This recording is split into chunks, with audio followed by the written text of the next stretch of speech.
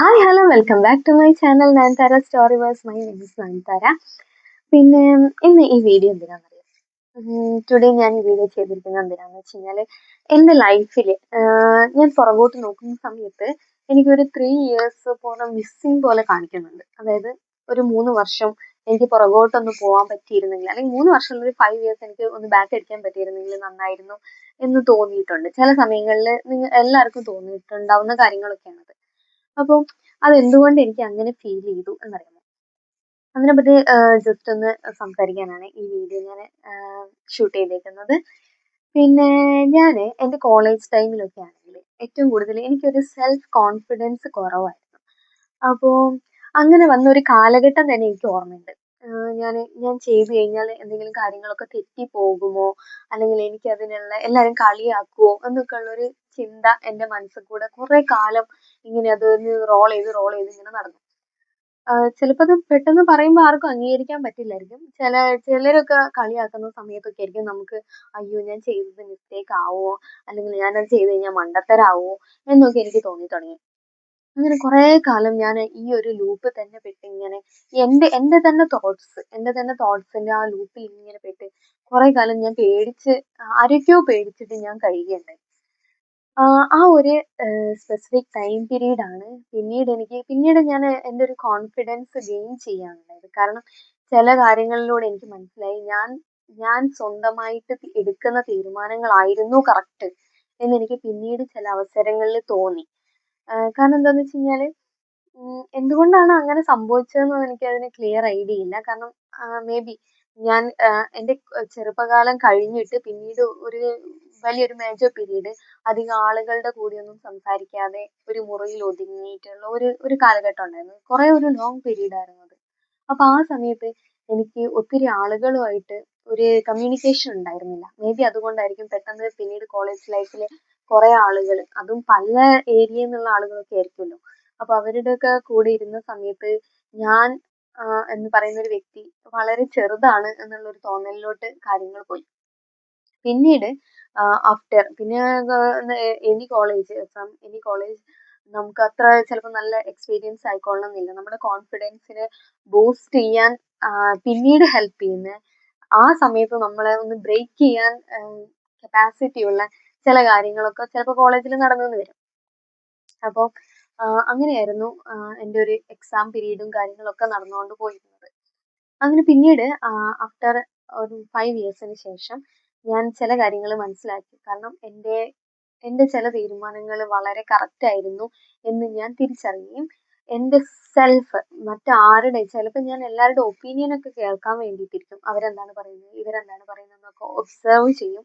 അതിനുശേഷം decision making എന്ന് പറയുന്നത് എൻ്റെ മാത്രം തീരുമാനമായിട്ടുള്ള ഒരു ടൈം പീരീഡ് ഞാൻ അതിന്ന് ഉണ്ടാക്കിയെടുത്തു. അപ്പം അതിനുശേഷം കാര്യങ്ങളൊക്കെ ഭയങ്കര സ്മൂത്ത് ആയിരുന്നു കേട്ടോ. ഞാൻ ആരെന്ത് പറഞ്ഞു കഴിഞ്ഞാലും ചിലപ്പം എൻ്റെ ഡിസിഷൻ പെർഫെക്റ്റ് ആണെന്ന് എനിക്ക് തോന്നുകയാണെങ്കിൽ ഞാൻ അതിൽ ഭയങ്കരമായിട്ട് സ്ട്രോങ് ആയിട്ട് നിൽക്കുന്ന ഒരു ഒരു അങ്ങനെയുള്ള ഒരു സ്റ്റാൻഡ് എനിക്ക് വന്നു. അപ്പൊ അതിനുശേഷമാണെങ്കിൽ കാര്യങ്ങളൊക്കെ വളരെ സ്മൂത്ത് ആയിരുന്നു കേട്ടോ. പക്ഷെ ആ ഡിസിഷൻ ഞാൻ എടുക്കാൻ വേണ്ടിയിട്ട് ഞാൻ എൻ്റെ ഒരു 5 ഇയേഴ്സോളം ഞാൻ സാക്രിഫൈസ് ചെയ്യുകയുണ്ടായി. പിന്നെ അതിനുശേഷം എനിക്ക് വളരെ എല്ലാ കാര്യങ്ങളിലും വളരെ ബെറ്റർ ആയിട്ടാണ് എനിക്ക് ഫീൽ ചെയ്തത്. ചില സമയത്ത് നമ്മൾ എന്ത് ചെയ്ത് കഴിഞ്ഞാലും ആരെങ്കിലുമൊക്കെ അതിനെ ക്രിട്ടിസൈസ് ചെയ്യാനുണ്ടാവും. ഞാൻ വീഡിയോ ചെയ്യുന്ന സമയത്തും അങ്ങനെയൊക്കെയുള്ള ചിലപ്പം അവർ ചുമ്മാ പറയുന്നതായിരിക്കും. പക്ഷെ അത് നമ്മൾ റീതിങ്ക് ചെയ്യും. അതൊക്കെ വേണോ വേണ്ടേ, അല്ലെങ്കിൽ നമുക്ക് പണി കിട്ടുമോ, നമ്മൾ നാണം കേടുമോ എന്നൊക്കെ ഞാൻ ചിന്തിച്ചു തുടങ്ങി. ബട്ട് ഇപ്പം അതൊന്നും ഇല്ല. ഇനിയിപ്പോൾ അത് ആരെന്ത് പറഞ്ഞു കഴിഞ്ഞാലും എനിക്കൊന്നും ഇല്ല എന്നുള്ള അവസ്ഥയിലേക്ക് കാര്യങ്ങൾ വന്നു. അങ്ങനെയാണ് കേട്ടോ. ഈ വീഡിയോ ചെയ്യാൻ വരെ എനിക്ക് എനിക്ക് ഭയങ്കര ആഗ്രഹം ഉണ്ടായിരുന്നു. ഞാൻ വളരെ ആഗ്രഹിച്ച് ചെയ്യുന്ന ചില കാര്യങ്ങളൊക്കെയാണ് അതൊക്കെ. അപ്പോ എനിവേ ഞാൻ അതിനുള്ള കോൺഫിഡൻസ് ഗെയിൻ ചെയ്തു. പക്ഷെ തിരിഞ്ഞു നോക്കിയ സമയത്ത് ഇതിന് ഇത്രയും ഒരു ടൈം പീരീഡ് ഞാൻ അതിന് ഇൻവെസ്റ്റ് ചെയ്യേണ്ട, ആ ഒരു കോൺഫിഡൻസ് ഗെയിനിങ്ങിന് വേണ്ടി ഇൻവെസ്റ്റ് ചെയ്യേണ്ട കാര്യം ഉണ്ടായിരുന്നില്ല. അപ്പം ഇപ്പോഴുള്ള എൻ്റെ ഭാഗത്തുനിന്ന് ആർക്കെങ്കിലും അതിലൊരു പ്രയോജനം ഉണ്ടാവുകയാണെങ്കിൽ, ലൈക്ക് എന്നെ പോലെ ഒരു സിറ്റുവേഷൻ ആരെങ്കിലും ഫേസ് ചെയ്യുന്നിരുന്നെങ്കിൽ അല്ലെങ്കിൽ ചെയ്യുന്നുണ്ടെങ്കിൽ, നമ്മുടെ തീരുമാനം നല്ലതാണ്, അല്ലെങ്കിൽ നമ്മുടെ ഡിസിഷൻ അതിൽ മിസ്റ്റേക്ക് ഒന്നും ഇല്ല എന്ന് നമ്മളൊരു സെൽഫ് ഇവാലുവേഷൻ നടത്തുമല്ലോ. ആ സമയത്ത് നമ്മൾ ചുറ്റുമുള്ളവർ എന്ത് ചിന്തിക്കുന്നു എന്ന് ആലോചിക്കേണ്ട യാതൊരു കാര്യമില്ല.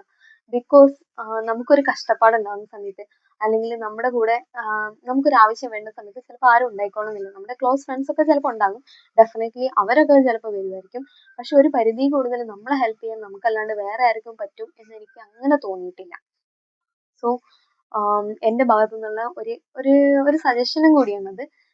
ആർക്കെങ്കിലും അങ്ങനെ ഒരു ബുദ്ധിമുട്ട് ഫീൽ ചെയ്യുന്നുണ്ടെങ്കിൽ അതൊക്കെ ടോട്ടലി അവോയ്ഡ് ചെയ്യാം. ബിക്കോസ് ഞാൻ പറഞ്ഞില്ലേ, ക്രിറ്റിസിസം എന്ന് പറയുന്നത് എല്ലാ ഫീൽഡിലും ഉണ്ടാവേണ്ട ഒരു കാര്യമാണ്. നമ്മൾ ചിലപ്പോൾ നമ്മൾ ഓവർ ടൈം നമ്മൾ അതിലൂടെ പാസ് ചെയ്ത് പോയിട്ട് നമ്മൾ സ്ട്രെങ്ത് കൈവരിക്കും. പക്ഷെ അത്രയും ഒരു ടൈം നമ്മൾ അതിൽ ഇൻവെസ്റ്റ് ചെയ്യുന്ന കാര്യമില്ല. നമുക്ക് ഇഷ്ടമുള്ള കാര്യങ്ങൾ എന്താണോ അത് നമുക്ക് ചെയ്യാം, അല്ലെ? അത് നമ്മൾ ശരിയാണെന്ന് തോന്നിടത്തോളം കാലം നമുക്കത് എക്സിക്യൂട്ട് ചെയ്യാനുള്ള എല്ലാ പവറും നമുക്ക് തന്നെയാണുള്ളത്. അപ്പോൾ അങ്ങനെ ഞാൻ തിരിഞ്ഞു നോക്കുവാണെങ്കിൽ എനിക്ക് വേണ്ടായിരുന്നു എന്ന് തോന്നി. സജഷൻസ് കേൾക്കണ്ടെന്നല്ല, ബട്ട് ഡിസിഷൻ മേക്കിംഗ് എന്നുള്ളൊരു പവർ അത് നമ്മുടെ ലൈഫിനെ ചുറ്റിപ്പറ്റിയുള്ള കാര്യങ്ങളാണെങ്കിൽ അത് നമ്മൾ തന്നെ എടുക്കണം. ഇത് നേരത്തെ ഈ ഒരു പവർ എനിക്കില്ലായിരുന്നു, പക്ഷെ ഇപ്പൊ എനിക്കുണ്ട്. ഇപ്പൊ എനിക്ക് ഉള്ളതോടുകൂടി ചില പ്രശ്നങ്ങൾ അതിനുണ്ട്. കാരണം ചിലരുടെ ഒരു ഒപ്പീനിയൻസിനെ ഞാൻ നേരിട്ടായിരിക്കും വിമർശിക്കുന്നത്. അത് മിക്കവാറും റിയൽ ലൈഫിൽ അങ്ങനെയൊക്കെ ഉണ്ടാവാറുള്ളൂ. അല്ലാതെ ഇപ്പം ഓൺലൈനിലൊന്നും അങ്ങനെയൊന്നും ചെയ്യാനുള്ള യാതൊരു സാധ്യതയില്ല. ആരെങ്കിലും എന്തെങ്കിലും പറയട്ടെ എന്നുള്ള മട്ടിലൊക്കെയാണ്. അപ്പോൾ റിയൽ ലൈഫിലൊക്കെ ആണെങ്കിൽ ചില സമയത്ത് ഷാർപ്പായിട്ടുള്ള ചില ക്രിറ്റിസിസം പാർട്സ് എൻ്റെ ഭാഗത്തുനിന്ന് എനിക്ക് ഓപ്പോസിറ്റ് ആയിട്ട് വന്നു കഴിഞ്ഞാൽ എൻ്റെ ഭാഗത്തുനിന്നാണ്. പക്ഷെ നിർദ്ദേശങ്ങളൊക്കെ എപ്പോഴും ഞാൻ സ്വീകരിക്കാറുണ്ട് കേട്ടോ, ഓൾവേസ്. അതൊക്കെ എല്ലാം വെൽക്കം ആണ്. ചില സജഷൻസ് ഒക്കെ നമുക്ക് വേണ്ടി വരും. ചിലരുടെ നമ്മുടെ ബെസ്റ്റ് ഫ്രണ്ട്സ് നല്ല രീതിയിലൊക്കെയാണ് നമ്മളെ കാര്യങ്ങളൊക്കെ പറയുന്നെങ്കിൽ അത് ഒബ്സർവ് ചെയ്യും. ഡെഫിനറ്റ്ലി അങ്ങനെയൊക്കെ ഉള്ളതുണ്ട്. അപ്പം ആർക്കെങ്കിലും ഇങ്ങനെ ഒരു ബുദ്ധിമുട്ടുണ്ടെങ്കിൽ നമ്മൾ തന്നെയായിട്ട് ഡിസിഷൻ മേക്കിംഗ് പവർ എടുക്കുക.